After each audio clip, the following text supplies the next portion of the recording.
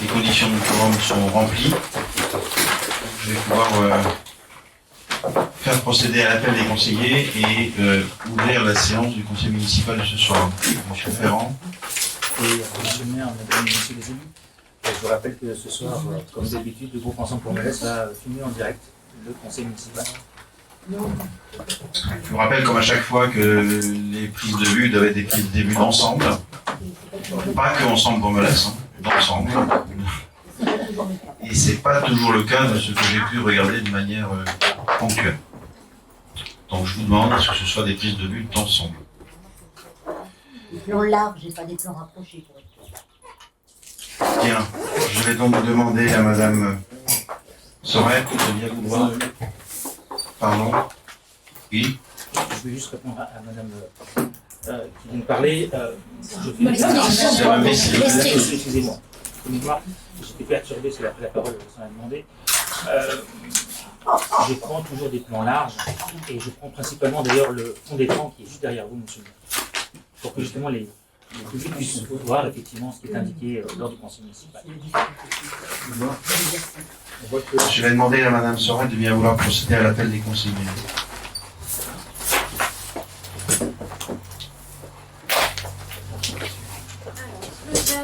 Présent. Alain Maurice. Présent. Sophie Le Dréan. Présente. Patrice Dumas. Présent. Guylaine Marzin. Présente. Marie-Edith Massé. Présente. Jean-Michel Pénard. Est excusé ce soir et a donné le pouvoir à Madame Ghislaine Marzin. Françoise Leray. Présente. Mathieu Gentès. Présent. Gaël Mestri. Présente. Laurent Jeanne. Présent. Sylvie Virol. Présente. Michel Lauré. Est excusé ce soir et a donné le pouvoir à Madame Gaëlle Mestri. Béatrice Valette. Est excusé ce soir et a donné le pouvoir à Madame Sophie Le Dréan-Quédecdu. Marie-Christine Garnier. Présente. Serge Abraham. Présent. Éric Jouble. Est excusé ce soir et a donné le pouvoir à Monsieur Alain Maury. Patrick Mallet. Présent. Laurent Molez. Présent. Sophie Gaillard. Présente. Magali Bertin. Est excusé ce soir. Séverine Guéguin. Gauguin. Pardon. C'est pas arrivé. Élise Cartier. Présente. Lisa Kimek. Est excusé et a donné le pouvoir à Monsieur Mathieu Gentès. Isabelle Lemarchand. Présente. Jean-Baptiste Marvaux.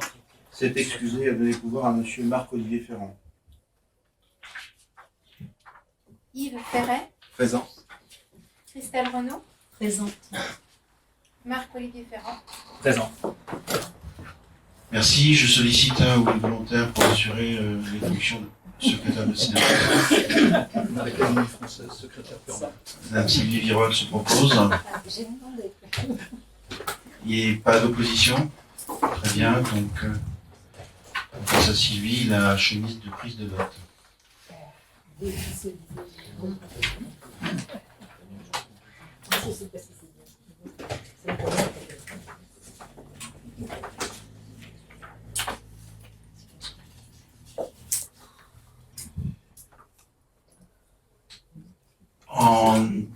Pour commencer le conseil municipal de ce soir, je viendrai tout à l'heure sur la présentation des personnes de l'extérieur que nous recevons ce soir pour 4 points à l'ordre du jour.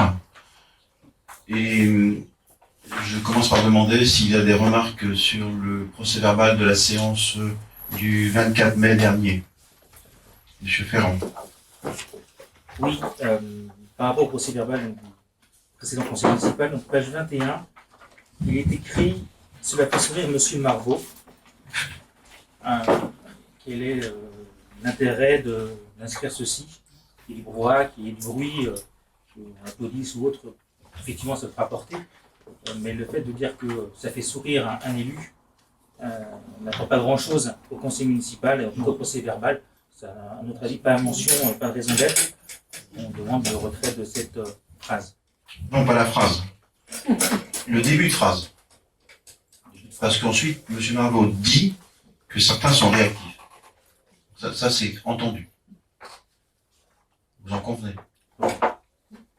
Bien, y a-t-il d'autres remarques? Oui. Encore une autre. Page 23, vous fait dire à M. Marvaux que l'étude du COD ne sert à rien. Oui. C'est ce qu'il Il a dit.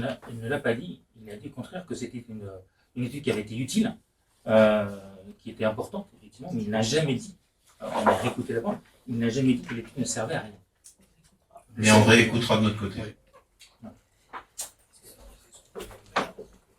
Et on modifiera en conséquence. Si nécessaire. Si vous avez une autre remarque.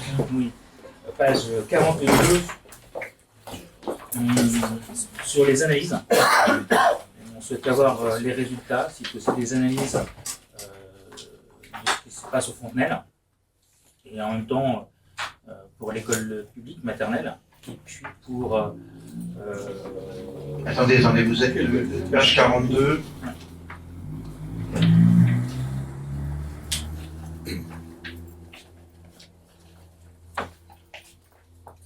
Page 42, dans quelle partie de la page, s'il vous plaît?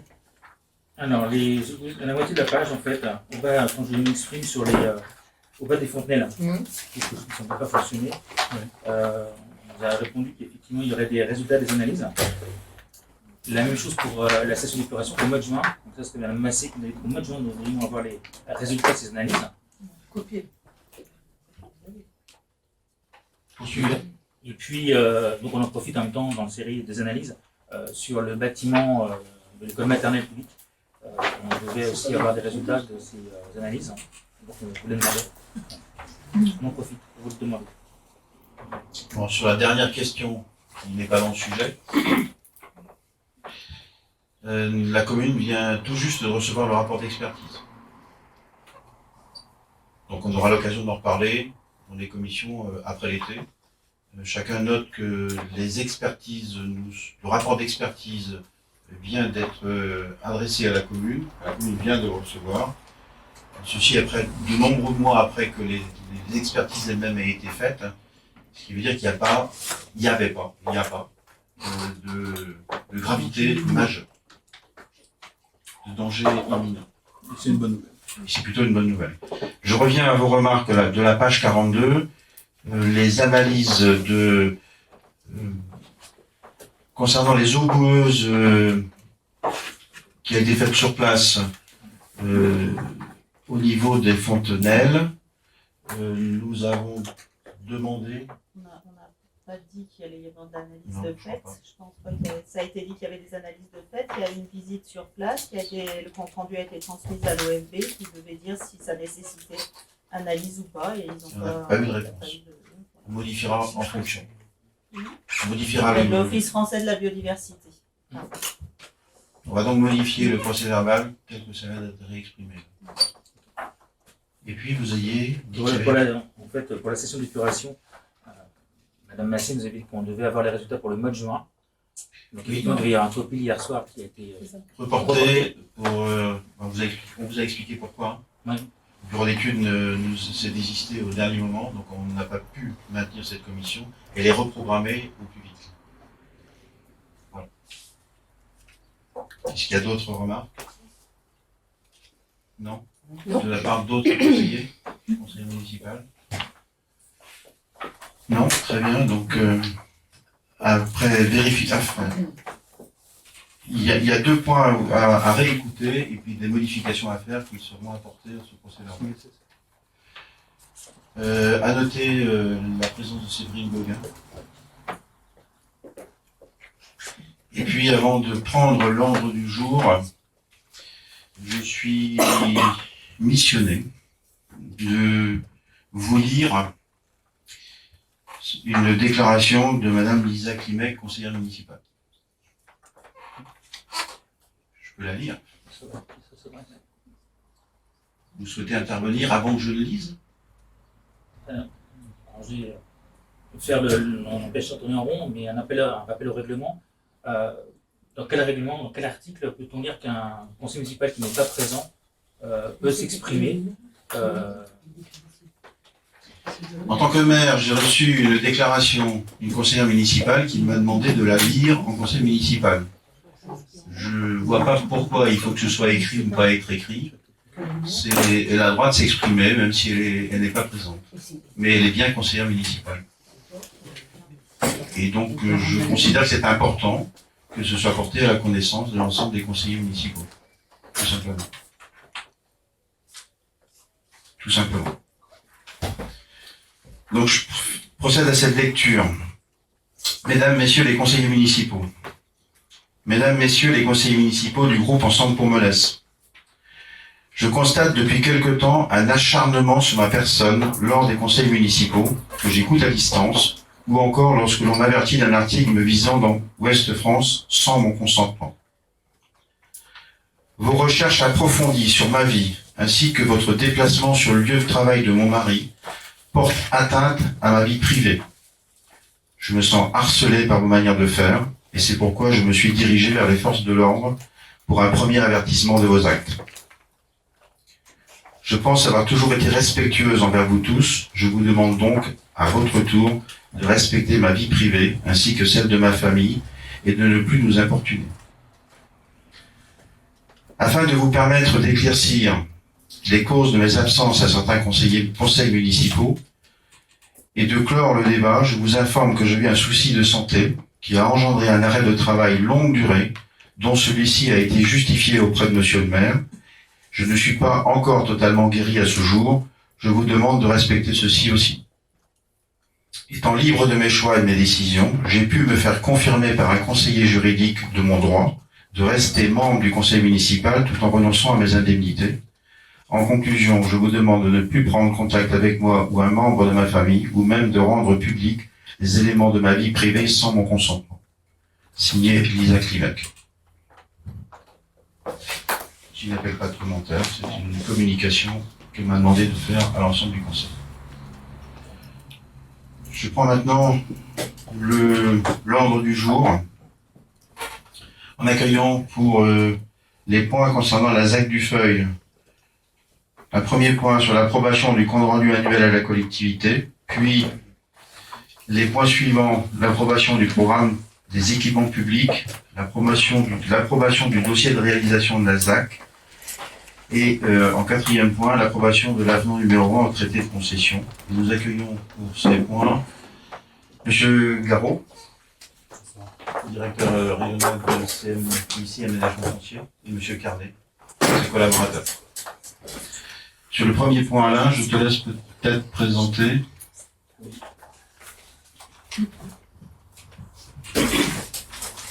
On démarre par l'approbation du compte rendu annuel à la collectivité. C'est comme ça qu'on l'avait imaginé. Lors de... Je vais peut-être pas tout dire. Pour ces points-là, je vous invite à... Oui. Alors après, j'aurai besoin du PC. Et puis, on vous a demandé de parler, voilà, parce que nous ne sommes pas autorisés à avoir un micro. Lors de sa séance du 29 avril 2015, le conseil municipal a approuvé le dossier de création et le bilan de concertation de la ZAC du Feuil. Par délibération du conseil municipal du 25 mai 2016, le conseil municipal a décidé de solliciter monsieur le préfet d'Ille-et-Vilaine en vue de l'ouverture d'une enquête publique préalable à la déclaration d'utilité publique du projet et à la cessibilité des terrains. L'arrêté préfectoral, en date du 26 janvier 2018, a déclaré d'utilité publique le projet d'aménagement par la commune de Molès de la ZAC du Feuil.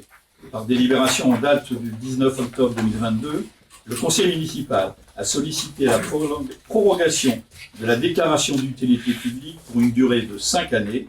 L'arrêté préfectoral portant prorogation a été signé le 2 décembre 2022.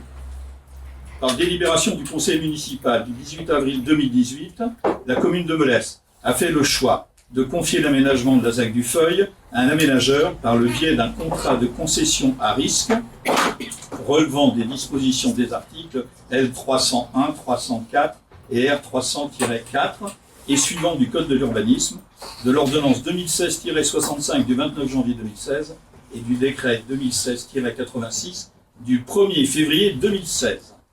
Par délibération en date du 18 décembre 2019, le conseil municipal a approuvé le choix de la SAS CMCIC Aménagement Foncier en tant que concessionnaire et autorisé monsieur le maire à signer la concession d'aménagement. Le 28 janvier 2020, le traité de concession a été signé avec Crédit Mutuel Aménagement Foncier. Conformément aux dispositions de l'article 33 de ce traité, le concessionnaire adresse annuellement à la collectivité pour examen et approbation un compte-rendu financier comportant notamment le bilan prévisionnel global actualisé, le plan de trésorerie actualisé, un tableau des acquisitions et cessions immobilières réalisées, un compte-rendu technique, une note de synthèse sur l'état d'avancement de l'opération et un planning prévisionnel. Donc c'est l'objet de cette présentation de ce qu'on appelle un CRAC. Pour information, ce document a été présenté aux commissions mixtes voirie, urbanisme du 14 juin. Merci Alain. Monsieur Carreau, je propose de prendre la suite de la présentation détaillée. Très bien. Donc sur le rapport d'activité 2022, sur le point foncier tout d'abord, donc les promesses de vente sur des tranches 1 et 2 sont en cours de signature sur cette année 2022.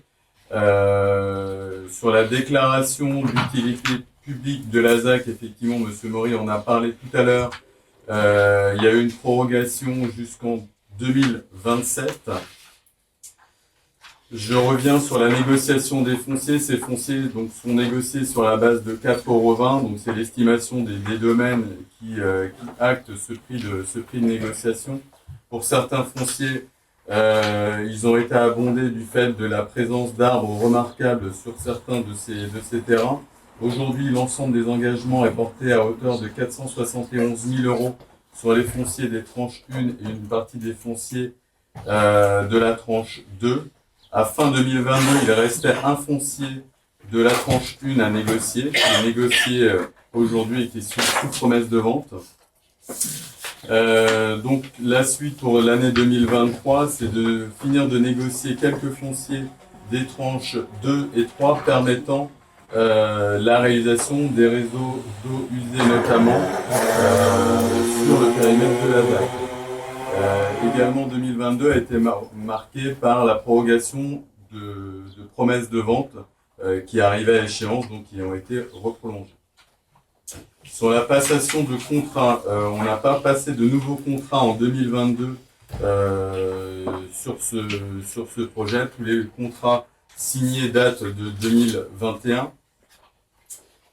Étude de réalisation de la ZAC, donc l'année 2022 a été consacrée majoritairement à l'instruction du dossier d'autorisation environnementale unique par la DDTM avec des demandes de compléments et d'études supplémentaires qui s'est conclue en fin d'année 2022 par une enquête publique. La suite, c'est ce que l'on vit aujourd'hui, effectivement, avec la session du conseil municipal de ce soir, avec les résultats de l'enquête publique qui ont été publiés, et ensuite avec le dossier de réalisation et l'avenant au traité de concession à suivre. Sur la partie bilan financier prévisionnel de la ZAC, on en est effectivement à la 3e année aujourd'hui de la concession. Il n'y a que des dépenses pour ce bilan financier, des dépenses qui s'élèvent à quasiment 600 000 € répartis en partie pour l'achat de foncier que nous avons fait auprès de la collectivité, c'était inscrit sur le traité de concession, des honoraires d'études à hauteur de 420 000 € et des frais de gestion à hauteur de 65 000 €. Donc toutes ces dépenses ont été faites sur fonds propres et uniquement sur fonds propres. Ensuite, le planning et le prévisionnel 2023, donc ce qu'il était prévu donc en fin 2022, c'est que sur 2023, au premier semestre, nous allions recevoir le rapport du commissaire enquêteur. Nous allions également avoir la délivrance de l'autorisation par la préfecture de pouvoir démarrer les travaux. Donc on attend la signature de l'arrêté d'ici quelques jours. J'aurai l'occasion de vous en reparler un petit peu plus tard. Et sur effectivement le second semestre 2023, ça sera effectivement la consultation des entreprises pour les travaux à démarrer début 2024 et le lancement de la pré-commercialisation de la première tranche, donc en fin d'année. Voilà ce que je peux vous dire sur Merci. Avez-vous des questions?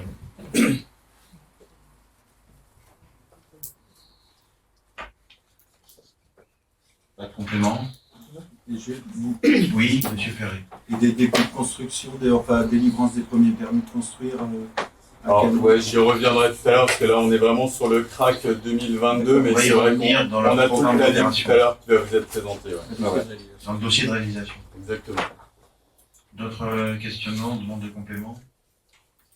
Bien, donc j'invite le conseil municipal à approuver le compte rendu annuel à la collectivité que M. Garot vient de présenter de manière précise.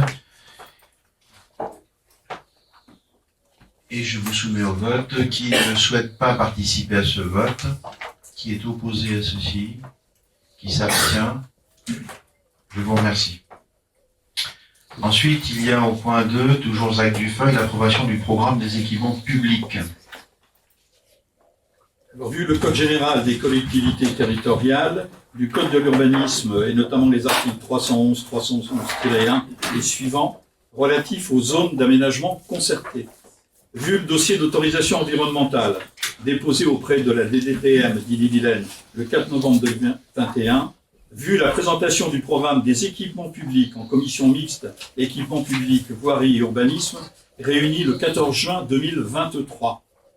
Lors de sa séance du 29 avril 2015, le conseil municipal a approuvé le dossier de création et le bilan de concertation de la ZAC Dufeuille. Par délibération du conseil municipal du 25 mai 2016, le conseil municipal a décidé de solliciter monsieur le préfet d'Ille-et-Vilaine en vue de l'ouverture d'une enquête publique préalable à la déclaration d'utilité publique du projet et à la cessibilité des terrains. L'arrêté préfectoral en date du 26 janvier 2018 a déclaré d'utilité publique le projet d'aménagement par la commune de Melesse de la ZAC Dufeuille. Par délibération en date du 19 octobre 2022, le conseil municipal a sollicité la prorogation de la DUP pour une durée de 5 années et l'arrêté préfectoral portant prorogation, et pour rappel, a été signé le 2 décembre 2022. Par délibération du conseil municipal du 18 avril 2018, la commune de Melesse, on l'a précédemment indiqué, a fait le choix de confier l'aménagement de la ZAC Dufeuille à un aménageur par le biais d'un contrat de concession à risque, relevant des dispositions des articles déjà cités précédemment. Par délibération en date du 18 décembre 2019, le conseil municipal a approuvé le choix de la SAS CMCIC Aménagement Foncier en tant que concessionnaire et autorisé monsieur le maire à signer la concession d'aménagement. Le traité de concession a été signé le 28 janvier 2020 avec Crédit Mutuel Aménagement Foncier. La société Crédit Mutuel Aménagement Foncier a procédé aux études nécessaires à l'élaboration du dossier de réalisation de la ZAC Dufeuille. Le programme des équipements publics définit l'ensemble des équipements et ouvrages publics nécessaires à la viabilisation de la zone, ainsi que des futurs terrains destinés à accueillir le programme des constructions. Il indique également les modalités de financement et de maîtrise d'ouvrage de ces équipements. Il comprend notamment la notice descriptive des ouvrages qui définit, décrit et illustre l'ensemble des viabilités et des réseaux de l'opération, voirie, cheminement d'eau, gestion des eaux pluviales, eau potable, eau usée, électricité, etc.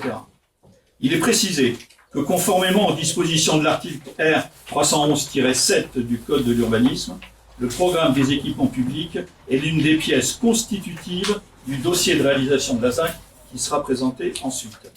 Il est précisé que conformément aux dispositions des articles R 311-5 et -9 du Code de l'urbanisme, l'approbation du programme des équipements publics d'infrastructure et de superstructure fera l'objet des mesures de publicité suivantes: affichage pendant 1 mois en mairie, mention de cet affichage sera insérée dans un journal diffusé dans le département et publication au recueil des actes administratifs.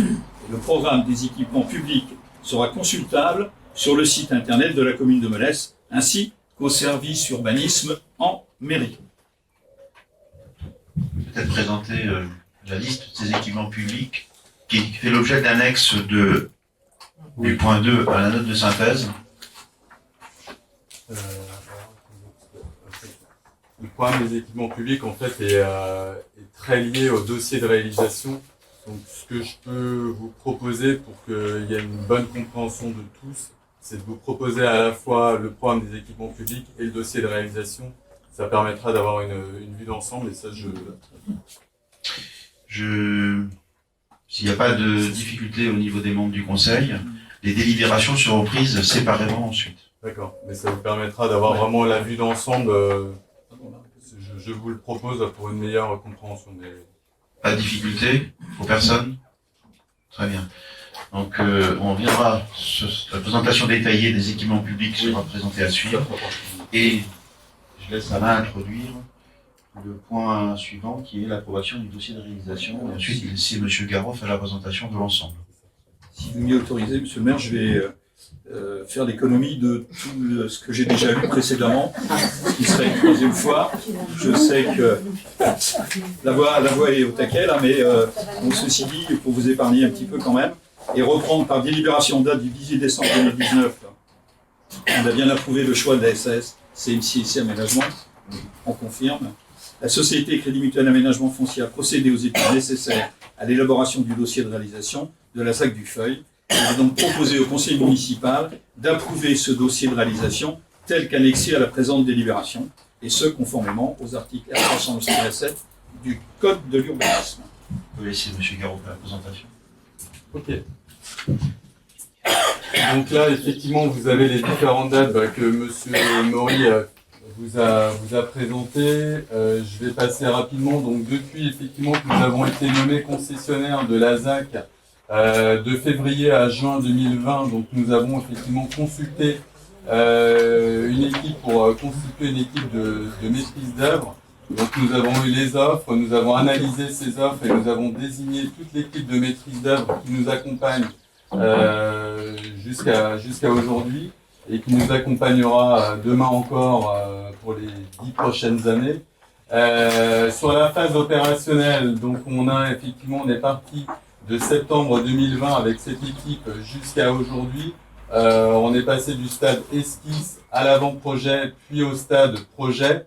Aujourd'hui, effectivement, nous en sommes à l'étape de l'attente de l'arrêté préfectoral autorisant les travaux concernant l'étude environnementale qui a été justement étudiée en 2022. C'est les termes dont je vous parlais tout à l'heure. Sur l'évolution du projet, le plan présenté ici, donc il s'agit du plan de la consultation et sur lequel nous avons été nommés aménageurs avec les données que nous connaissions à l'époque. Il s'agissait d'un programme de 500 logements répartis avec 30% de logements locatifs sociaux, 5% d'accession abordable à la propriété et 65% de logements en accession privée. Dans le cadre de nos études, suite effectivement à l'étude d'impact qui existait dans le cadre du dossier de création, nous avons fait des études en tout début 2021 qui ont relevé la présence de nouvelles zones humides. Donc on avait 1,5 hectare de zones humides supplémentaires qui ont été révélées, ce qui fait qu'aujourd'hui sur la ZAC on a 4,7 hectares de zones humides, ce qui a impacté forcément la programmation parce que nous avions donc 40 lots de terrain à bâtir qui étaient prévus à l'emplacement de la zone humide qui a été découverte. Donc ça faisait 40 logements en moins et ça déséquilibrait effectivement le bilan. Suite à cela, donc on a pu revoir la programmation de l'ensemble de la ZAC tout en conservant bien évidemment la philosophie d'origine. Donc là, le plan que je vous présente aujourd'hui, c'est le plan qui est arrêté, c'est le plan projet de la ZAC, et je reviendrai tout à l'heure, mais qui est arrêté sur la base de 472 logements aujourd'hui, à ce que l'on connaît du projet. L'autorisation environnementale unique, il y a deux piliers en fait effectivement pour cette ZAC, c'est le dossier de réalisation dont on parle et l'autorisation environnementale unique. Aujourd'hui, on attend effectivement, suite à différents échanges qu'on a pu avoir avec la préfecture, donc l'arrêté est signé. On connaît effectivement la rédaction de l'arrêté, il y a eu différents allers-retours avec la préfecture. Ce dossier va être, cet arrêté va être signé avec deux conditions. Une condition effectivement, il y a le sujet de la station d'épuration, donc il faudra effectivement que la procédure d'instruction de la STEP soit finalisée. Ça, c'est pour pouvoir démarrer nos travaux. Et ensuite, pour pouvoir raccorder les premières constructions, il faudra bien sûr que les travaux de la station d'épuration soient achevés. Donc, je vous présenterai un planning tout à l'heure qui vous montrera effectivement que ça colle parfaitement entre le planning de la STEP et le planning opérationnel de la ZAC. On est parfaitement raccord. Sur cette ZAC également, donc nous avions pris le parti de labelliser ce projet avec le label Habitat et Qualité de Vie. Donc nous avons déjà la note aujourd'hui de ce label. On a obtenu la note de 784 sur 1000. Alors juste pour rappel, c'est quoi ce label? En fait, le label Habitat et Qualité de Vie est un label qui émane de l'association Maison de Qualité, qui existe depuis plus de 30 ans et qui a été fondée sur l'impulsion de l'ADEME, du ministère du Logement et des associations familiales. Juste rapidement, je vous présente un extrait du rapport de labellisation de la ZAC. La ZAC du Feuil à Melesse constitue pour le comité de labellisation une véritable opération de référence. Elle se démarque par la conception fine de son plan masse, son aspect organique structuré par le cycle de l'eau, véritablement posé en règle cardinale du projet. Par ailleurs, la ZAC du Feuil a su démontrer qu'un projet urbain d'ampleur, conçu en total partenariat avec les élus, est garant d'une grande qualité, tant sur sa gouvernance, sa programmation que son ambition écologique. La démarche de labellisation vise le bien-être effectif des familles et cette opération dispose d'arguments importants qui concourent à cette qualité de vie attendue. Voilà, ça vous permet d'avoir un petit peu le détail de la note, qu'est-ce qui se cache entre guillemets derrière cette note qui a été obtenue. Sur le dossier de réalisation en tant que tel, donc le dossier de réalisation présente le programme des équipements publics dont on en parlait tout à l'heure, le programme global des constructions et les modalités prévisionnelles de financement, donc c'est le bilan de la concession. Le dossier de réalisation, donc vous avez le programme global des constructions, c'est ce que je vous disais tout à l'heure, on est passé de 500 logements à 472 logements, avec toujours 30% de locatifs sociaux, 9% d'accession abordable à la propriété et 61% de logements en accession privée. Donc c'est ce que vous pouvez retrouver sur le plan.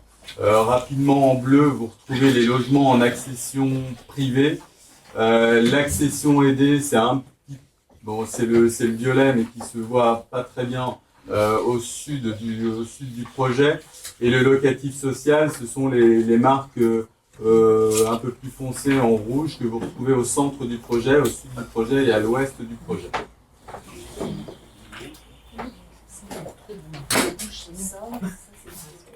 C'est ça.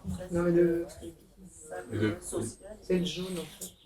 Alors, et le jaune, c'est de l'accession privée avec effectivement des lots qui seront décotés pour effectivement permettre à nos futurs acquéreurs d'avoir un levier supplémentaire, mais qui seront liés à l'innovation environnementale.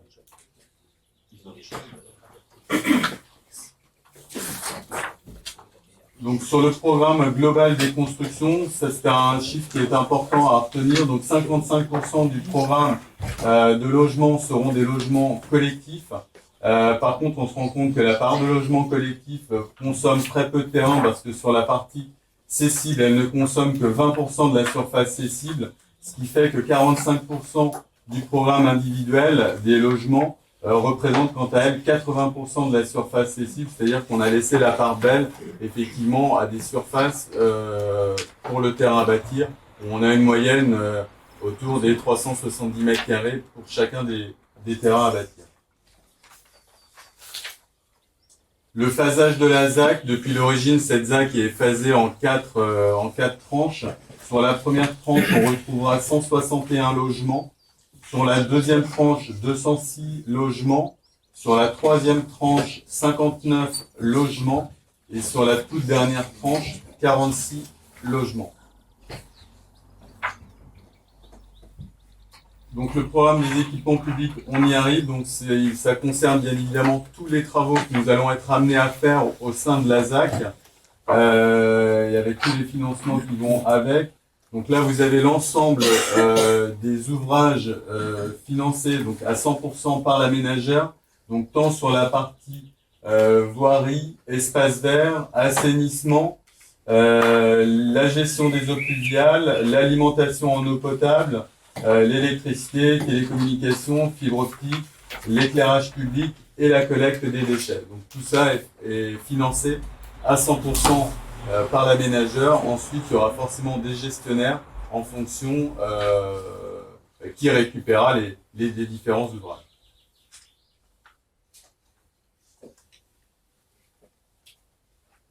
Donc sur le dossier de réalisation, donc nous avons la partie bilan financier. Donc le bilan financier de la ZAC reste toujours à l'équilibre. Par contre, il a évolué.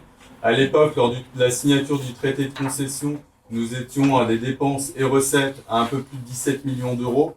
Aujourd'hui, avec tout ce que l'on vient de voir, on arrive à un bilan à quasiment 22 millions d'euros. Donc on va reprendre en détail chacun des postes que vous pouvez voir là sur la partie du poste dépenses, tant sur la partie foncier, travaux, la participation et différents sujets tels que les honoraires ou le boni. Sur la partie foncier, donc comme je vous disais tout à l'heure, donc les acquisitions de foncier sont en cours et donc notamment la signature des promesses de vente. Donc tous les fonciers sont signés sur la base de 4,20 € le mètre carré. Donc ça suit bien l'estimation des domaines qui en est faite. Et on a acté cette année, on a acté le 9 mai dernier un foncier qui est tout au sud-ouest du projet. Parce que les propriétaires souhaitaient effectivement que l'on passe à l'acte.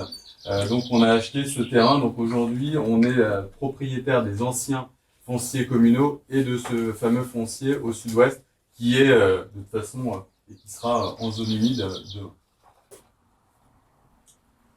Sur le poste travaux, donc le poste travaux a évolué. Nous étions à des travaux estimés à 7,5 millions à l'origine. Sur le projet tel qu'on le connaissait au stade concours, et suite aux échanges et au choix de matériaux, de prestations supplémentaires qu'on a rajoutés dans le cadre de l'aménagement proposé, on arrive à un coût de travaux aujourd'hui estimé à un peu plus de 10 millions d'euros. Ça tient compte également de l'augmentation des prix qu'on a tous pu connaître, tant sur la construction, et c'est valable aussi pour l'aménagement aujourd'hui. Donc à minima, on est à 15 points. On le vérifie plus dans nos ouvertures de prix aujourd'hui, on s'en rend bien compte. Donc il faut, voilà, on a un bilan qui a évolué sur le volet des dépenses. Ici, alors bon, forcément, je me doutais que on n'allait pas le voir de façon très optimum, mais vous avez l'ensemble effectivement des points essentiels. Et des ouvrages spécifiques qui ont été validés avec les élus lors des différents comités. Je vais peut-être passer sur cette slide-là, on n'apprend pas forcément grand-chose.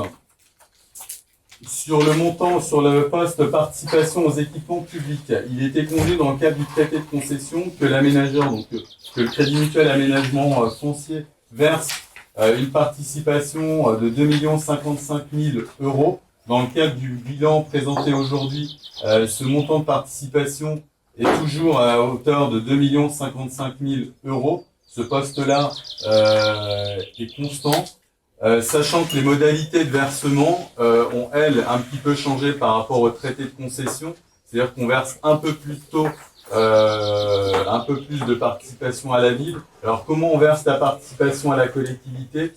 Par exemple, sur la tranche 1, donc on a 280 000 € à verser. 50% du montant sera versé lorsque nous aurons acté 50% du chiffre d'affaires lors de la vente des lots. Et le solde de cette participation sera versé lorsque nous aurons acté 90% du chiffre d'affaires de la vente des lots. Donc c'est vrai qu'il y avait sur le traité de concession un montant de participation qui était légèrement supérieur sur la tranche 1 de mémoire. Sur la tranche 2, on est quasiment à ISO. Par contre, effectivement, dans le cadre du traité de concession, le million d'euros que l'on verse en tranche 3 était prévu il y a 3 ans, plutôt en fin d'opération. Et finalement, vu le bilan, vu comment effectivement on a remanié le bilan, on permet à la collectivité de bénéficier un peu plus tôt des participations. Sur le poste honoraire de maîtrise d'œuvre, donc effectivement, encore une fois, sur le bilan prévisionnel, ce n'était qu'un prévisionnel. Donc les honoraires établis suite à la consultation d'équipe de maîtrise d'œuvre, on était à 913 000 € lors du traité de concession. On arrive à 1 049 000 euros aujourd'hui. Bon, il faut savoir qu'on a eu des études complémentaires qu'on n'avait pas, lesquelles on ne s'attendait pas, notamment la compensation agricole collective. Il y a eu également beaucoup d'études complémentaires qui nous ont été demandées dans le cadre de l'autorisation environnementale unique. On a doublé effectivement le montant de ces dépenses. Voilà, mais rien d'étonnant en soi quand on connaît effectivement le montant des dépenses pour ces dossiers d'autorisation aujourd'hui. L'arrivée de M. Marc. Sur les honoraires de maîtrise d'ouvrage, donc ces honoraires sont toujours appliqués sur un montant du chiffre d'affaires. Donc les honoraires de gestion sont toujours à 6% hors taxe du chiffre d'affaires hors taxe. Les honoraires de commercialisation à 5% hors taxe du chiffre d'affaires TTC, sachant qu'il n'y a pas d'honoraires de commercialisation sur le logement social. Et la rémunération de la ménagère est toujours à 5,42 du chiffre d'affaires total de l'opération. Là, effectivement, on aperçoit également la ligne boni, donc ça, c'est ce qui vient en plus de la marge. Le boni était prévu à l'origine dans le traité de concession à 890 000 euros. Il est maintenu à 890 000 euros. On aura l'occasion d'en reparler, mais il faut savoir que ça a été l'objet de négociations avec la collectivité. Le boni devait être partagé à l'origine dans le cadre du traité de concession à 80% pour la ménageur et 20% pour la collectivité. Et suite effectivement à une négociation avec la ville, il a été porté donc à 60% pour la ménageur et à 40% pour la commune. Donc là, je vous ai présenté les dépenses, une présentation des recettes de la ZAC. Là, c'est simplement une évolution des prix des terrains à bâtir sur Melez, vous faire un zoom effectivement sur le marché tel qu'il était et tel qu'il est devenu.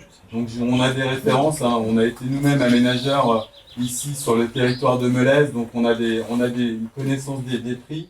Donc sur les jardins de Constance, je vais vous parler en prix mètre carré. On était autour des 220 euros le mètre carré. D'ailleurs, sur le traité de concession, nous avions répondu à l'époque sur ces montants-là parce que c'était les montants connus. Et on se rend compte effectivement que le prix du terrain à bâtir sur Melez a bien augmenté entre ce qui a pu se vendre sur la Chapelière, le Champ-Courtin ou le dernier sur Haut-Bocage, où on atteint effectivement des prix à 380 euros le mètre carré. On a fait le même exercice sur les communes environnantes, sur des prix moyens. Donc à la Chapelle-des-Fougerets, on constate un prix moyen à 300 euros le mètre carré, à Béton à 370 euros le mètre carré. À Saint-Grégoire, on est à 570 euros bientôt le mètre carré. Saint-Germain-sur-Île, 230 euros le mètre carré. Et sur GSD à 300 euros le mètre carré. Donc tout ça nous a fait revoir effectivement notre poste recette et faire réévaluer les prix de vente de terrain à bâtir. Donc on est passé sur des prix de vente de 220 à 300 euros le mètre carré, un peu plus de 300 euros le mètre carré, sachant encore une fois que la dernière opération sur la commune s'est vendue à quasiment 400 euros le mètre carré. Donc la revalorisation du chiffre d'affaires émane à 84% de la revalorisation des terrains à bâtir. Donc nous avions un chiffre d'affaires qui était d'un peu plus de 17 millions d'euros et aujourd'hui on arrive à quasiment 22 millions d'euros de chiffre d'affaires.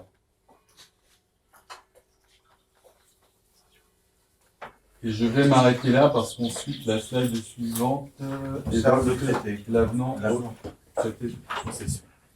Merci beaucoup. Avez-vous des demandes de précision? Questions? Monsieur Margot. Monsieur le maire, deux questions. La première sur le fait que vous refusiez systématiquement d'étudier sérieusement une véritable implantation de mixité sociale, c'est-à-dire ce que d'autres communes ont fait, je le répète depuis le début de ce mandat, des constructions en immeubles, en collectif, mixtes, permettant d'installer dans un même immeuble et les logements aidés, et les logements sociaux, et les logements en acquisition ou en accession à la propriété. D'autres expériences sont conduites depuis maintenant 30 ans dans ce pays, et elles sont très nombreuses. Je regrette sincèrement que pour la deuxième fois, parce que c'est la deuxième opération que vous lancez depuis le début de ce mandat, vous vous refusiez à systématiquement étudier sérieusement ce projet et à l'imposer à vos promoteurs comme à vos bailleurs sociaux qui, partout ailleurs sur le territoire français, développent ce type de mixité. La vraie mixité sociale, monsieur le maire, c'est quand ça ne se voit pas. Et puis, deuxième regret que je voudrais souligner par rapport au projet tel qu'il nous est présenté, c'est que plus nous avançons, plus nous imperméabilisons des zones et plus nous le faisons avec des parcelles minuscules. Alors, je n'ai pas recalculé le nombre de parcelles exact, mais on va avoir dans ce projet des parcelles de 160 mètres carrés. C'est-à-dire des parcelles 160 mètres carrés, que chacun comprenne.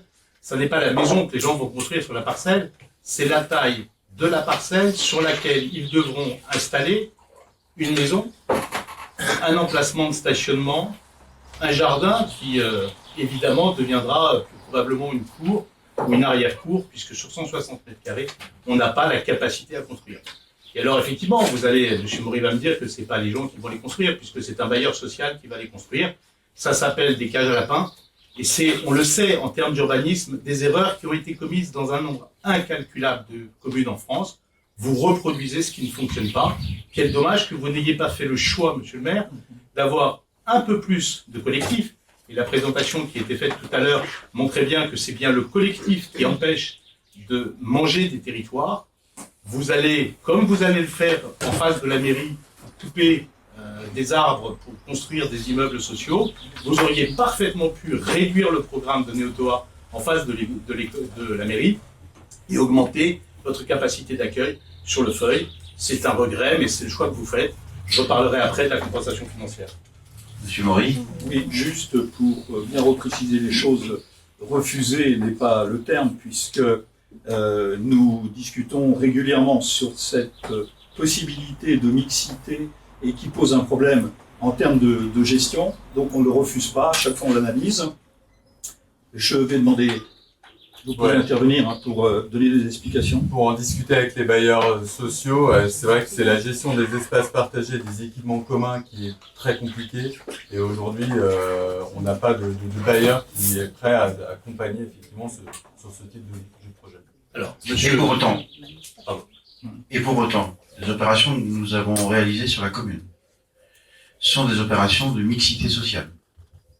La résidence Phébus, il y a du logement privé et du PSLA.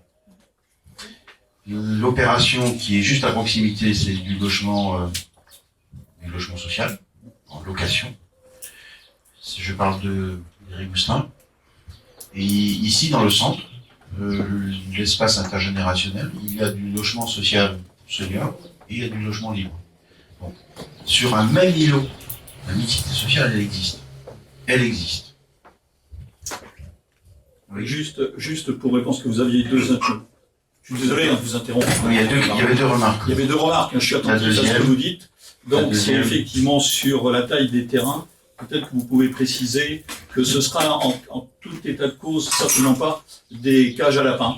Non, alors effectivement, on a effectivement des terrains autour des 160-180 mètres carrés, donc il s'agit d'opérations en maisons groupées. Donc ce sont des maisons qui sont réunies par 4 ou 5 maisons, comme on peut le voir, comme on l'avait déjà vu par ailleurs. Et on aura également des parcelles qui avoisineront les 500 mètres carrés. Donc on aura vraiment une mixité de taille de parcelles. Et c'est pour ça qu'on retrouvera des parcelles entre 370 et 380 mètres carrés moyens. Si, monsieur Margot. Vous pouvez nous dire combien de parcelles de 500 mètres carrés ou plus, monsieur? 500 mètres carrés ou plus, alors forcément oui, ce n'est pas la majorité, mais on doit être à 10% du projet. On est plutôt à 8, si mon calcul est exact. 8, 10. Monsieur le maire, juste Monsieur pour Margot. répondre là encore au promoteur, je vous encourage à regarder ce que votre propre groupe fait à travers la France. Vous avez dit tout à l'heure que vous ne trouviez pas, j'ai compris, vous ne trouvez pas en Bretagne de bailleurs sociaux qui acceptent de faire des montages mixtes, je peux l'entendre. Peut-être que vous ne les trouvez pas en Bretagne. Mais je suis surpris que le groupe auquel vous appartenez trouve ailleurs en France des promoteurs pour le faire. Donc ça veut bien dire que lorsqu'il y a une volonté politique qui manque terriblement, visiblement, dans cette affaire, et le soutien d'un promoteur qui a la compétence pour monter ce type d'opération, il suffit parfois de créer cette petite étincelle qui crée le projet qui peut devenir tout à fait exemplaire. Regardez ce que fait votre propre groupe, hein. Je ne suis pas allé chercher très loin. Mais regardez ce que fait votre propre groupe, et vous y trouverez un certain nombre d'exemples, tous plus réussis les uns que les autres. Monsieur Non, juste pour préciser, j'avais dû comprendre que vous nous encouragiez à aller chercher des opérateurs à l'extérieur de notre territoire ou du périmètre breton. Non, on a des bailleurs sociaux. On a des bailleurs. Rien ne nous empêcherait d'aller chercher des bailleurs sociaux ailleurs. Je vous connais. Rien ne nous en empêcherait. Si on n'arrive pas. Accepter notre choix de privilégier l'économie locale à chaque fois que c'est possible. Derrière, c'est des emplois, c'est de l'impôt, c'est tout simplement. Non, mais je voulais simplement que vous précisiez effectivement que vous pourriez envisager éventuellement faire intervenir des gens à l'extérieur de la région Bretagne. Moi, j'entends, hein, c'est Monsieur une façon de voir les Monsieur choses. Maury, un bailleur social, s'il intervient sur le territoire de la commune de Melès, il deviendra de facto un bailleur social régional. Donc, n'allez pas me mettre en difficulté, je n'y suis pas, sur ce sujet, en essayant de nous faire croire que votre absence de projet et de vision peut ou est contrebalancée par le simple fait que vous voulez absolument travailler avec du local. Je ne vous demande pas de travailler avec des Coréens du Sud. Je ne vous demande pas d'aller faire construire par des colonels. C'est pas ça que je vous dis. Je vous dis juste, il existe sur ce territoire, et le groupe avec lequel vous avez contractualisé a des exemples. Je regrette simplement que nous n'allions pas sur le territoire de Melès dans ce sens qui me paraît être la bonne direction. Direction qui avait d'ailleurs été privilégiée il y a plus de 30 ans, puisque c'est Pierre-André Périssol, à l'époque, lorsqu'il était ministre du Logement, qui avait initié cette politique en créant en parallèle le prêt à taux zéro. Et je crois que le résultat a montré ou a fait ses preuves. Madame Marzin. Oui, vous venez d'évoquer l'absence de politique de la municipalité vers de l'innovation. Je voudrais juste vous rappeler quand même que la réalisation de la résidence de Rigoustin, logement social participatif, une première expérience sur la France au moment où les choses se sont produites. Et la participation, le projet sur la résidence senior avec un espace commun extérieur à la résidence pour permettre le lien social, c'est aussi un petit peu de nos politiques. Et je répéterai, parce que vous faites celui qui n'entend pas, mais tous les autres entendent, c'est que dans nos nouveaux quartiers sur Melès, il y a de la mixité sociale. Résidence Phébus, il y a proximité les Rigoustins, et en centre-ville, il y a de la mixité sociale sur le même quartier. Sur le même quartier. Et je dis le contraire, monsieur le maire. Oui, vous avez dit le contraire, monsieur Marvaux. Vous avez dit le contraire et répété le contraire. Alors, du coup, moi, je répète, il y a de la mixité sociale sur les nouveaux quartiers de la commune.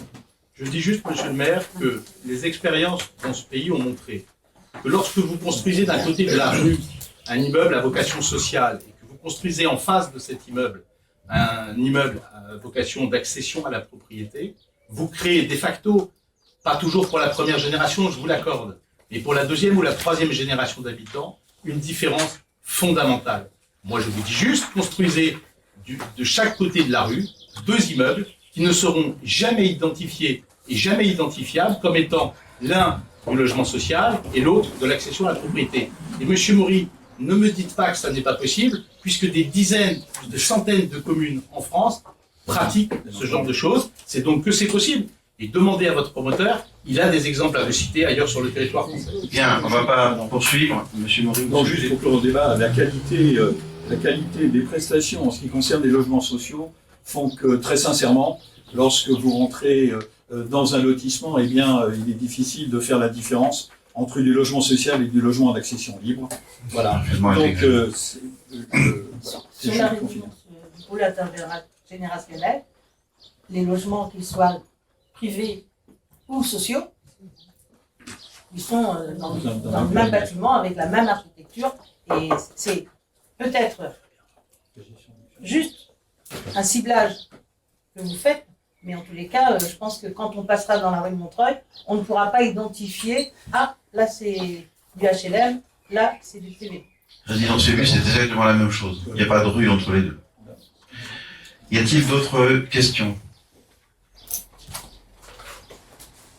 Monsieur Olaz. Une question, là sur le BDR, sur la dernière slide, sur la partie prix de vente du terrain. Ça, c'est un chiffre, ce 300 € le mètre carré qui est évolutif, qui est fixé. Comment. C'est une prévision.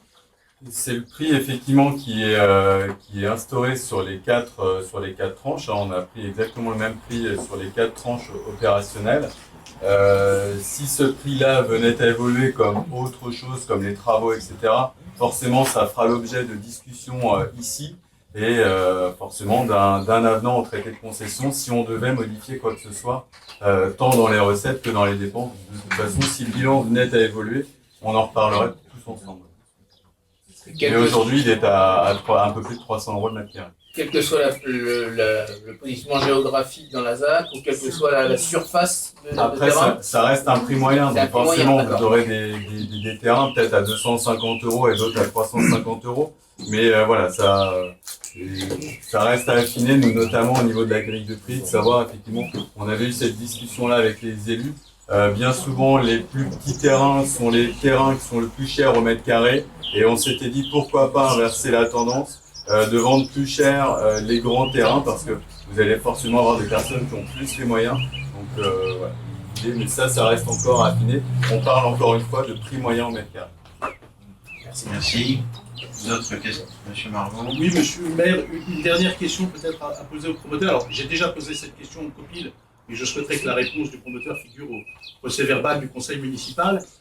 Je vous avais, monsieur, posé la question de savoir si vous nourrissiez une inquiétude quelconque de pouvoir lancer la commercialisation du feuille sans même être assuré d'aucune façon que la zone serait raccordée à une hypothétique et future station d'épuration. Ça a été vu juste avant que vous Monsieur n'arriviez. le maire, non, monsieur le maire. Si, je vous dis que ça a été vu juste avant que vous n'arriviez.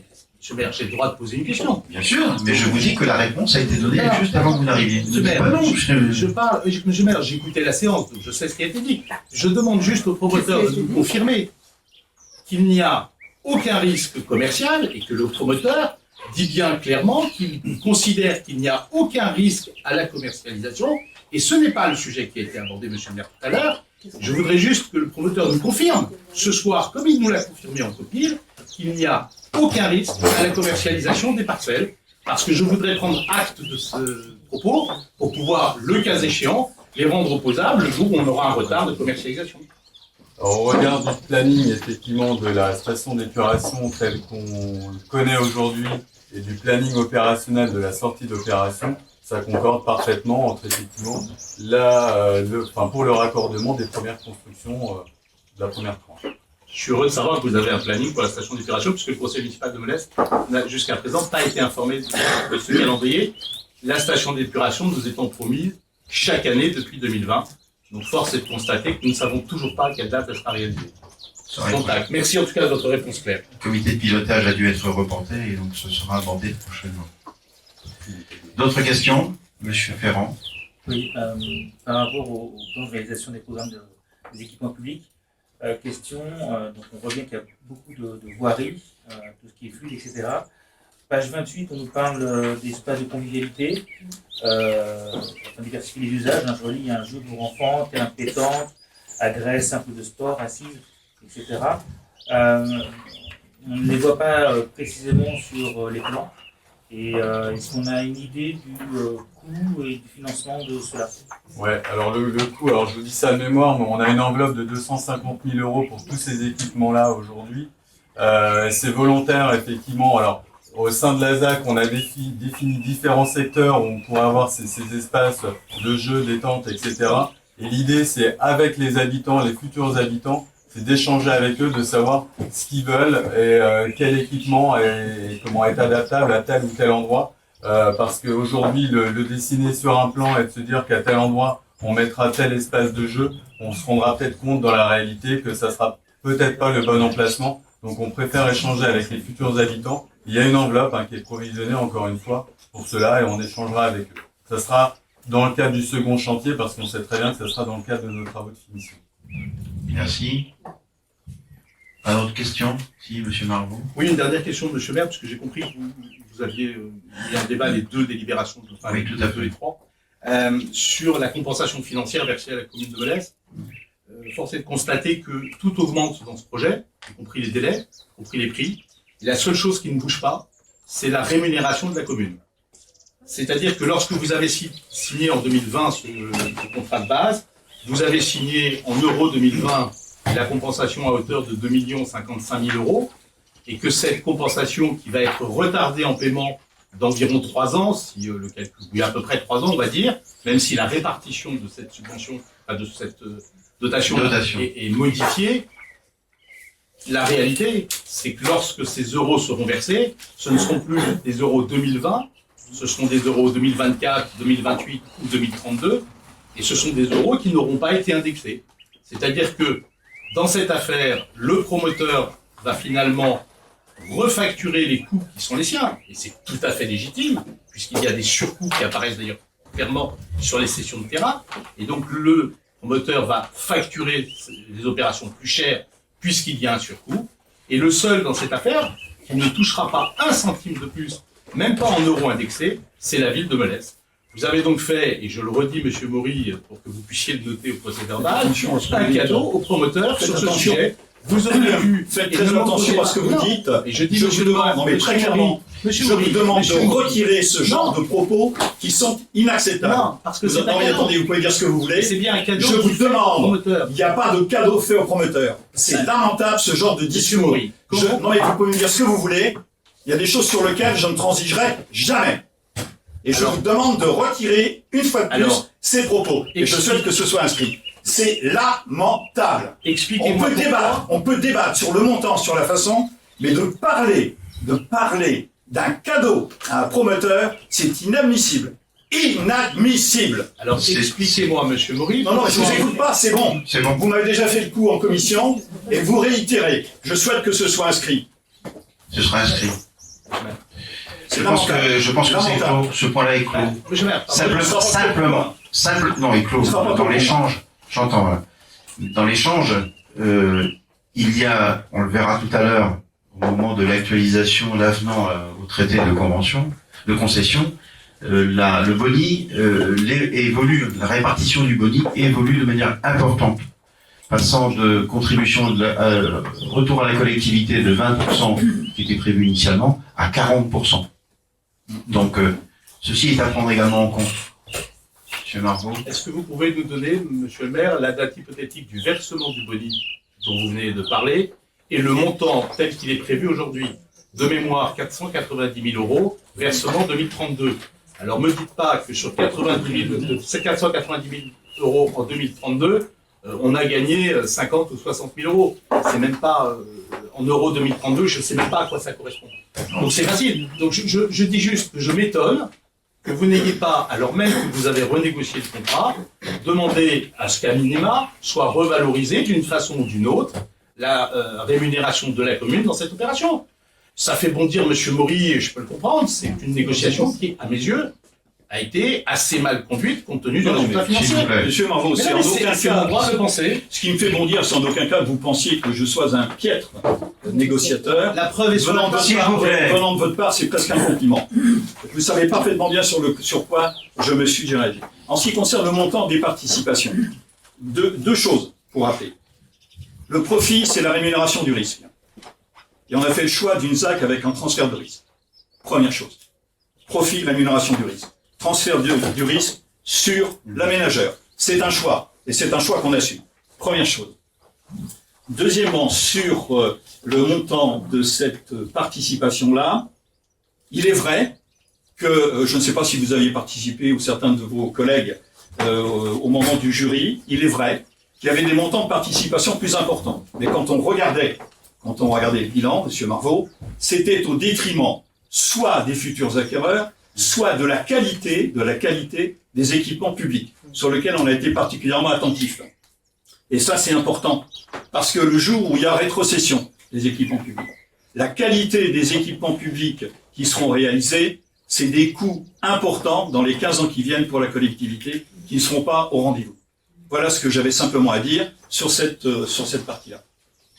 Et sur le boni, Sur le boni, effectivement, ouais, on est sur un boni à 890 000 euros et qui était prévu en répartition 80-20 et qu'on a modifié à 60-40 en effet, suite à nos échanges.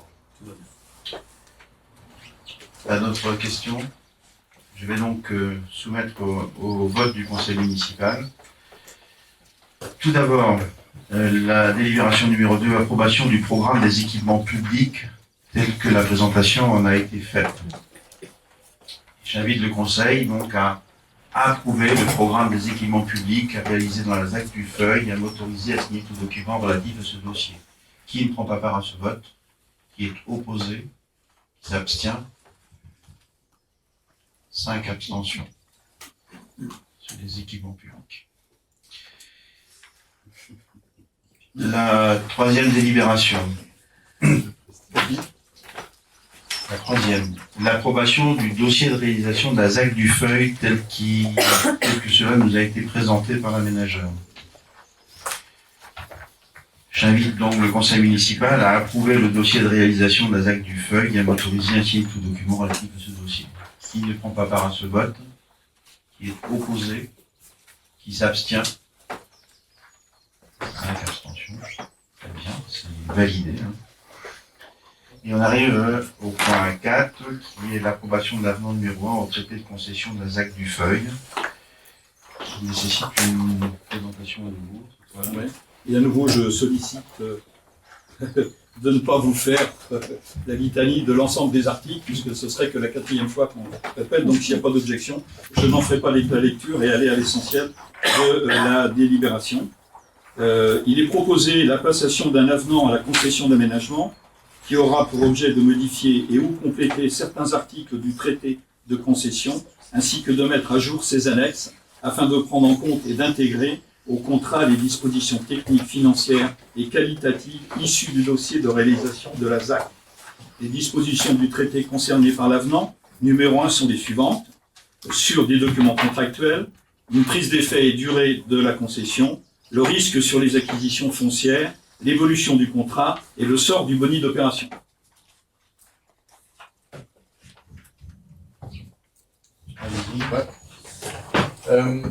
Donc effectivement, dans toute logique entre la signature du traité de concession d'origine et aujourd'hui, il y a quand même pas mal de choses qui ont été évoluées. Donc il y a le programme des équipements publics que l'on a pu voir, le programme global des constructions également, le bilan financier qui a été évolué et les modalités prévisionnelles de financement de la ZAC.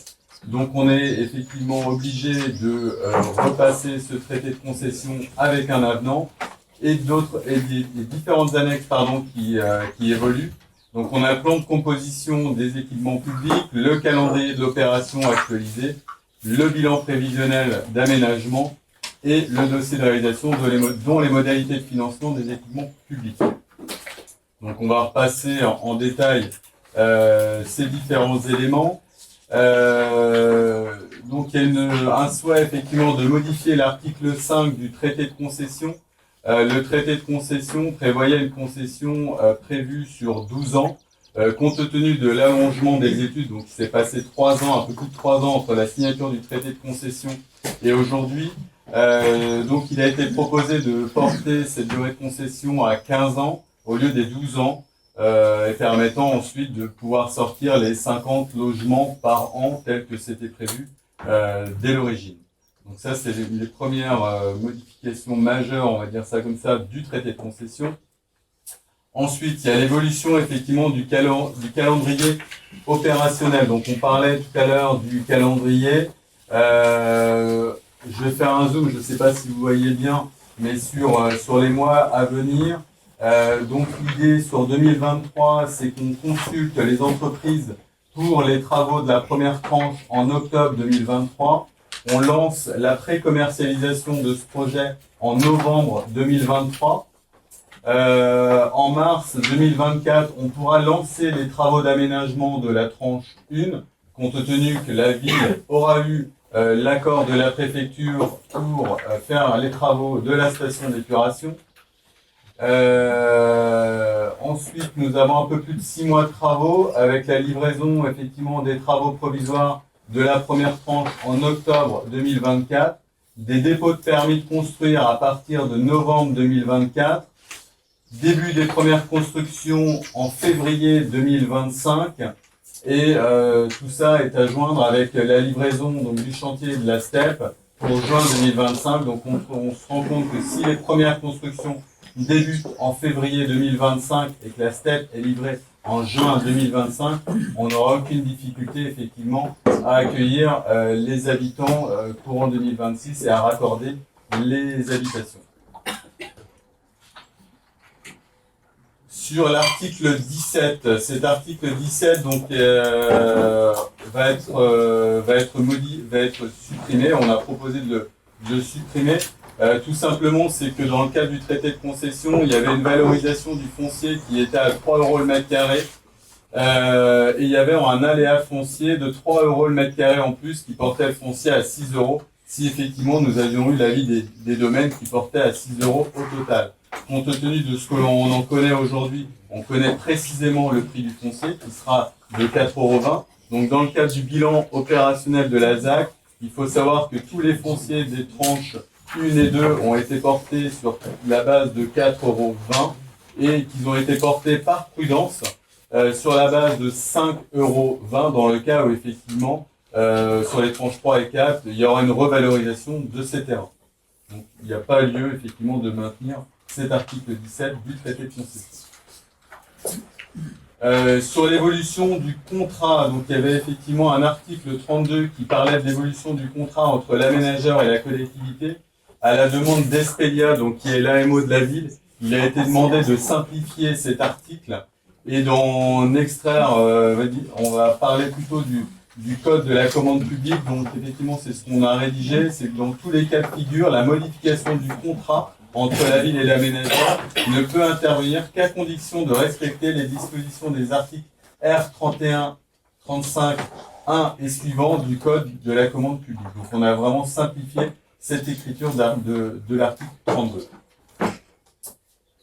Ensuite, sur la participation aux équipements publics, effectivement, on avait bien des montants de participation qui étaient notés dans le cadre du traité de concession. Par contre, il n'y avait pas d'article qui parlait de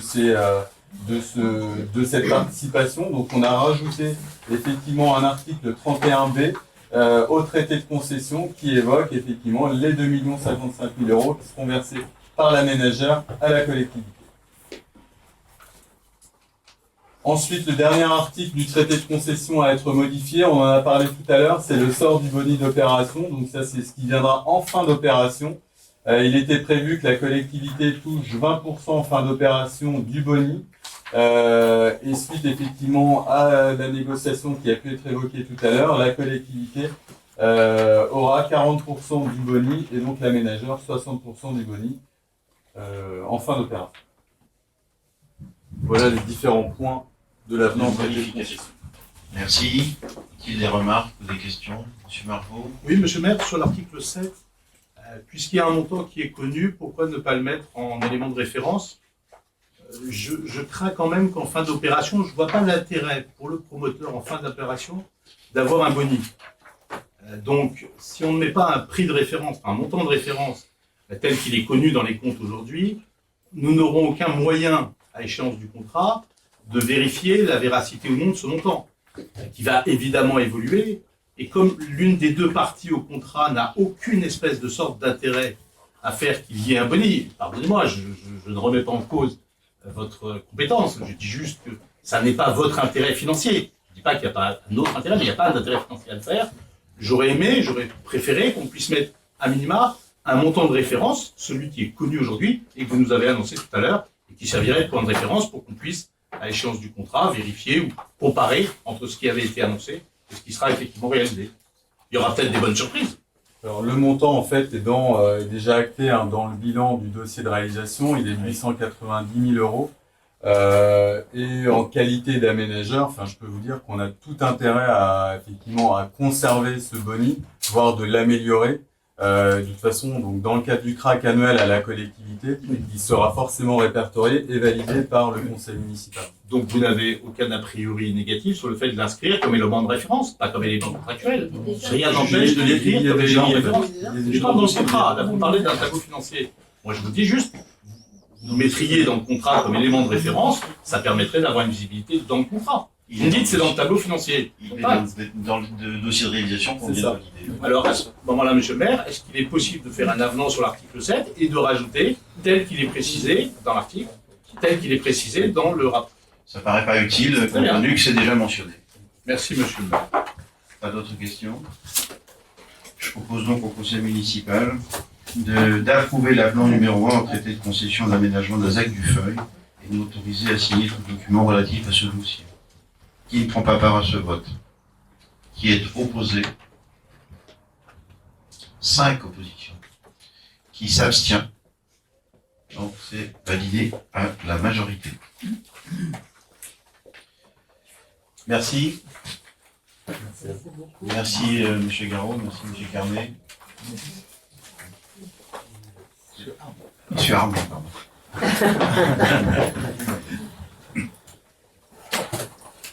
Et on va pouvoir poursuivre le mouvement de l'ordre du jour du conseil municipal. Merci. On est au point 5. Concernant l'opération du pôle intergénérationnel, l'approbation de l'avenant numéro 2 au traité de concession. Monsieur Maury. Voilà, le dossier qui a été présenté également en commission mixte urbain et voirie du mois de juin. Donc pôle intergénérationnel, approbation de l'avenant numéro 2 au traité de concession. Par délibération en date du 26 septembre 2018, le conseil municipal a décidé de lancer la procédure de désignation d'un concessionnaire pour la réalisation du projet de pôle intergénérationnel. Par délibération en date du 26 juin 2019, le conseil municipal a désigné le groupement CECIB, les foyers, bailleurs social, Archimmobilier Promotion, Construction, en qualité de concessionnaire d'aménagement et de lui confier en application des dispositions des articles L300-4 et R300-4 et suivant du Code de l'urbanisme les tâches nécessaires à la réalisation de cette opération d'aménagement dans le cadre d'une concession d'aménagement. Le traité de concession et toutes les pièces afférentes ont été signés le 16 juillet 2019. Par délibération en date du 14 septembre 2020, un avenant numéro 2 a été signé portant sur la substitution de la CECIB et AIPC au profit de la SCCV La Vosges, la prorogation du délai d'obtention des permis de construire par le concessionnaire et la modification des modalités de cession entre la CECIB et la CCVI. Ce traité fixait à 4 années le délai accordé à l'aménageur pour réaliser le pôle intergénérationnel, soit jusqu'au 16 juillet 2023. Il s'avère que le projet sera inachevé à cette date. Conformément aux dispositions de l'article 22, les parties conviennent de prolonger cette durée d'une année, soit jusqu'au 16 juillet 2024. Merci.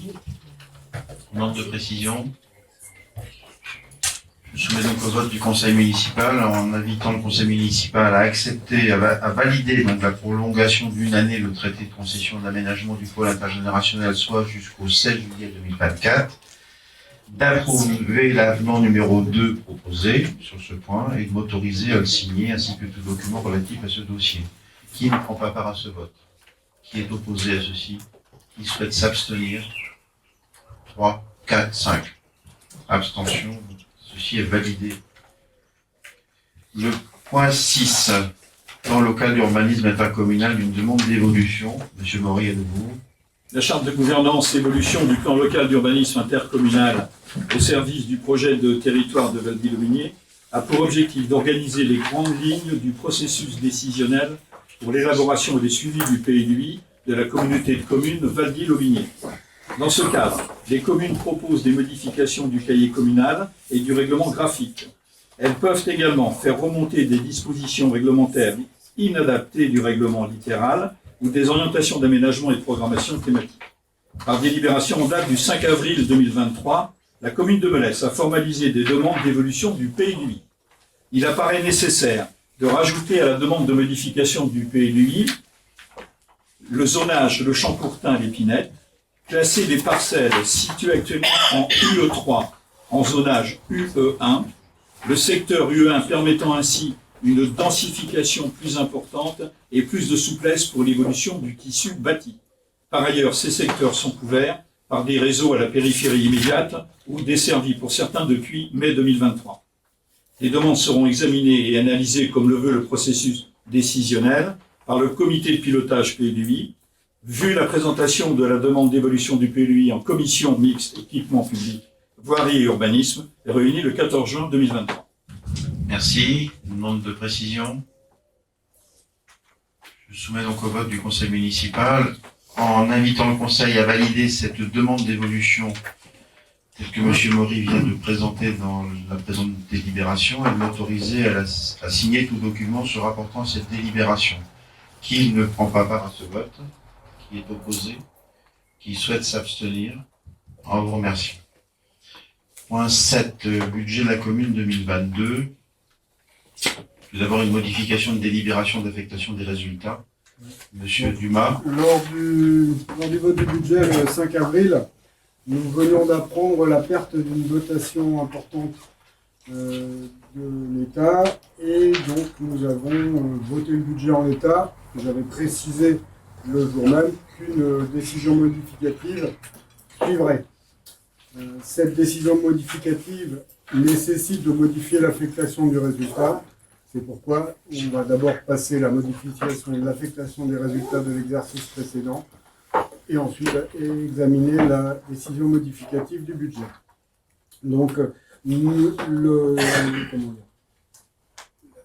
la perte de la dotation va diminuer nos recettes de fonctionnement, donc on va compenser cette perte de recettes de fonctionnement par des recettes de fonctionnement qui sont le report partiel du résultat de fonctionnement de l'an dernier.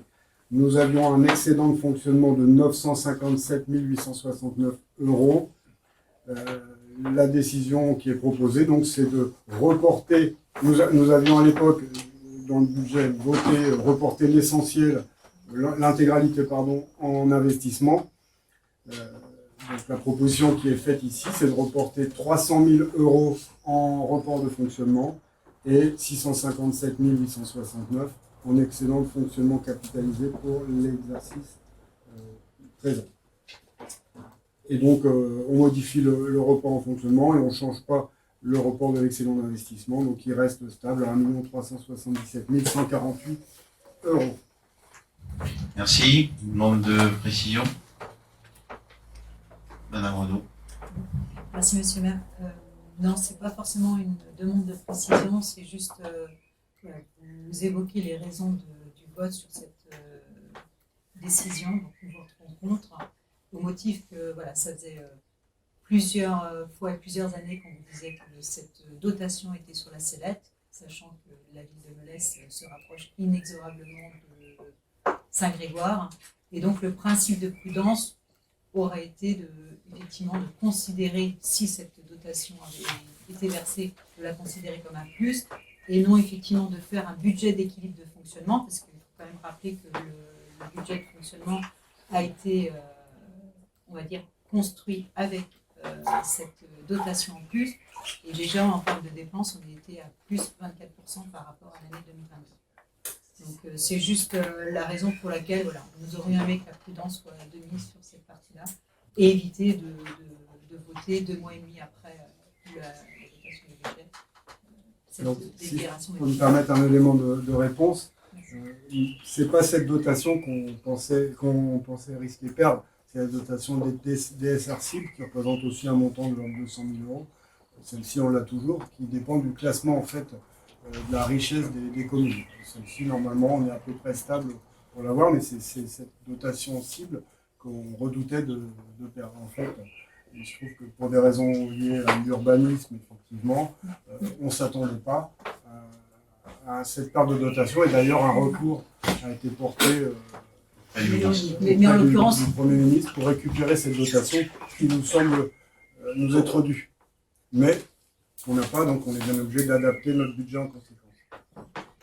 Je peux me permettre, Madame Renaud, et pour l'ensemble des conseillères et conseillers municipaux, la commune de Melesse se rapproche de plus en plus de Saint-Grégoire, vous avez dit. Je conteste cette formulation. Le linéaire entre Saint-Grégoire et Melesse, géographiquement parlant, lorsqu'on emprunte cette route RD 82, L'habitat existe tel que nous le connaissons aujourd'hui. L'habitat, il existe dans cette forme-là depuis très longtemps. C'est un habitat discontinu de campagne qui, à aucun moment, ne permet d'argumenter que tout d'un coup, la commune de Monesse, qui n'a pas bougé, et dont les constructions le long de cette distance entre Saint-Grégoire et Monesse n'ont pas changé, font que elles soient appréciées, à tort de notre point de vue, en continuité urbaine, tout simplement. C'est de l'habitat discontinu qui existe entre Saint-Grégoire et Monesse. Alors, Madame Renaud. oui, merci. Je tiens juste, alors je reprends les propos qui ont été tenus à la commission finance, à la dernière commission finance à laquelle j'ai participé, et je reprends les propos qui ont été effectivement évoqués, à savoir qu'il y avait un rapprochement entre la construction des maisons et un écart de moins de 200 mètres entre les maisons sur la commune de Saint-Grégoire et sur la commune de Monesse. C'est la raison pour laquelle j'évoque ce point-là. Et voilà, c'est le point qui a été évoqué, parce que la question a été posée pourquoi on perdait cette dotation-là, et donc j'apporte juste cette précision-là, monsieur. Mais j'entends votre remarque. C'est une règle que les services de l'INSEE ont en effet comme règle d'appréciation. Il se trouve qu'à plusieurs endroits entre Saint-Grégoire et Monesse, la distance est effectivement supérieure à 200 mètres. C'est ce que j'ai voulu dire. Monsieur Margot, vous souhaitiez intervenir? Oui, monsieur le maire, je suis très surpris de l'argumentaire qui est le vôtre. Quel argument? Je comprends pas. Enfin, je vous écoute. Non, vous m'interrompez. Je suis très surpris, monsieur le maire, de l'argumentaire que vous utilisez, puisque c'est exactement le même que vous avez utilisé entre 2020 et 2023 pour nous expliquer que vous aviez brillamment réussi à obtenir que les services de l'État, que les tribunaux de la République puissent enfin entendre votre demande. Donc, vous nous avez expliqué que parce que vous aviez été fabuleux dans votre démonstration, nous avions récupéré une partie de cette somme. Nous, ce qu'on vous dit, c'est que cette somme, on aurait toujours pensé qu'il était bon de la mettre de côté. Vous savez qu'on parle de gestion en bon père de famille. Vous auriez dû, sur cette subvention, avoir l'attitude d'un bon père de famille et de la mettre tranquillement de côté, de l'utiliser tant que vous l'aperceviez pour le bien de la commune. Et avec le même argumentaire, monsieur le maire, vous venez nous expliquer aujourd'hui que vous l'avez perdu. Et vous... Je viens de vous expliquer. Mais attendez, monsieur le maire, je n'ai pas fini, je suis juste interrompu sur ma droite. Et vous venez avec le même argumentaire aujourd'hui nous expliquer que, évidemment, c'est l'État qui se trompe. Évidemment, c'est l'État qui se trompe. C'est évidemment les services de la préfecture, c'est l'INSEE, c'est je ne sais qui. Et vous nous expliquez qu'on perd cette subvention aujourd'hui. Donc je ne comprends pas que vous utilisiez le même argumentaire pour dire je suis grand, beau et fort et j'ai gagné. Et le jour où vous avez perdu, vous utilisez le même argumentaire. Monsieur Maury, à chaque séance du budget, monsieur Dumas nous a rappelé tous les efforts que vous aviez faits pour récupérer cette dotation. Vous l'avez perdue. Si vous aviez été prudent, vous auriez mis de côté cette cet argent. C'est pas le propos argent. que je conteste. Voilà, monsieur. C'est la façon, les quelques mots que vous utilisez à dessein et où tout un chacun peut mesurer la petite part d'ironie. Oui, il y a un peu d'ironie dans la mauvaise gestion financière. Simplement. On est bien d'accord. Monsieur Dumas nous a habitués d'ailleurs à des modifications de chiffres. Il jongle avec les chiffres. Parfois, il y a des erreurs à 700 000 € dans les délibérations. À chaque fois, on revient sur les sujets. On s'étonne que 2 mois après le budget, il y a déjà une DM pour expliquer que la subvention n'est pas tombée. Mais non pas. Mais vous avez fait un recours, monsieur le maire. Oui. J'imagine que vous nous tiendrez au courant. Bien Vous sûr. nous donnerez, monsieur le maire, simplement les montants alloués dans le cadre de ce recours à l'avocat qui accompagnera la collectivité sur ce sujet. S'il vous plaît, puisque cette somme nous est due. Avec le même argumentaire, vous nous indiquiez qu'il fallait qu'on endette la commune beaucoup plus que qu'on a fait, qu'on avance nos projets beaucoup plus, et après, avec le même argumentaire, vous nous dites qu'il fallait gérer en bon père de famille en gardant le magot dans la poche. Excusez-moi, mais votre discours est aussi incohérent que celui que vous comptez dénoncer. Vous nous rappellerez, monsieur Dumas, et je suis prêt à l'entendre ce soir, vous nous ferez ce soir la liste des équipements que vous avez inaugurés depuis 2014 et on discutera de vos investissements. Voilà. Point à la ligne. Bien. Je sais que les explications techniques, c'est pas le lieu de les présenter à un conseil municipal parce que vous avez l'art et la manière de les déformer à chaque fois. De les déformer à chaque fois et de les reprendre et de les reformuler d'une manière erronée. Tout simplement. Je rappelle simplement que les règles d'appréciation de calcul de l'INSEE n'ont aucune valeur juridique. Dessus, on peut également s'appuyer. C'était déjà le cas il y a 5 ans, en effet. Je propose donc au vote du conseil municipal de modifier la délibération 23 du 5 avril 2023 et de valider, d'une part, de l'annuler, cette délibération, et de décider de la modification de l'affectation du résultat de fonctionnement de l'exercice 2022 du budget de la commune, tel que M. Dumas l'a présenté. Excédent de fonctionnement capitalisé 657 869, résultat de fonctionnement reporté 300 000 €, confirmer le report de l'excédent d'investissement à 1 377 148,95 €. Qui, M. Marot? J'ai pas compris une chose que vous venez de dire, monsieur le maire. Vous dites que la délibération propose d'annuler la délibération. Oui. Non, on n'annule pas la délibération. La délibération qui avait été prise, elle a été votée. Oui. Vous procédez là à une décision modificative. Une annulation est remplacée. Annule et remplacer la délibération qui a déjà été prise. Il faut bien passer par là. Alors, ça, c'est de la sémantique, c'est pas du droit. C'est ce qui est proposé au conseil municipal et c'est conforme à ce qui doit être fait. C'est Oui, d'annuler la délibération précédente et de la remplacer par ce qui vient d'être présenté. Tout à fait. Ce qui n'annule pas la délibération qui avait été prise la dernière fois. Voilà, c'est tout. C'est Si. pas. Non, non. Si, ça Elle est remplacée. Elle a été votée la On dernière fois. l'annule, elle est différente. on annule les dispositions de la délibération prise le 5 avril et on remplace. Vous annulez les dispositions de la délibération. Et on remplace Tout à fait. par la délibération de ce soir. Vous annulez le contenu de la délibération, pas la délibération. Je le soumets au vote du conseil Monsieur le maire, municipal. monsieur le maire. Non mais je viens d'entendre, c'est ridicule. Il y a deux options. Ou c'est dit dans la salle, et j'ai pas de problème, parce que tous les conseillers municipaux peuvent se permettre de dire que ce que je dis est ridicule. Mais si ça vient, monsieur le maire, de la tribune, là j'ai un souci. Parce que le public n'a pas le droit de commenter. Donc je vous demande, monsieur le maire, de reprendre le public, d'alerter sur le fait Je l'ai pas entendu. qu'il n'a pas... Je l'ai pas entendu. Ben, moi je l'ai entendu, et le micro l'a probablement enregistré. Je n'ai pas à entendre dans mon dos de la part de quiconque, monsieur le maire, c'est ridicule. Et si la personne qui a dit c'est ridicule, je lui donnerai ma carte de visite tout à l'heure, et nous en discuterons. Oui, monsieur, vous n'êtes jamais attaqué, mais moi je le suis systématiquement et dans le dos. S'il vous plaît. Et vous dire le courage, Je mets au vote du conseil municipal.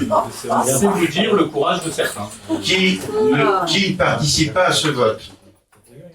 Qui est contre cette délibération? 5. Qui s'abstient? La délibération est votée à la majorité.